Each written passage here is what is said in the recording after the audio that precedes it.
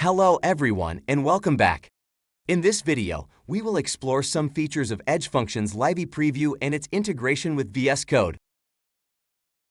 To use your Azion Edge Functions on your VS Code environment, you must have installed the Edge Functions as an extension available at the VS Code Marketplace.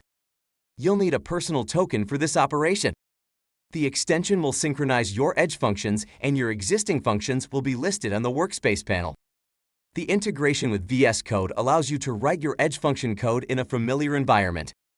Leverage the powerful features of the code editor, such as syntax highlighting, IntelliSense, and debugging.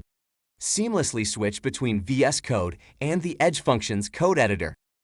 Increase your productivity and efficiency in developing Edge functions. For more information, visit the Documentations page or the link product explanation available in the Help section on your Edge application page.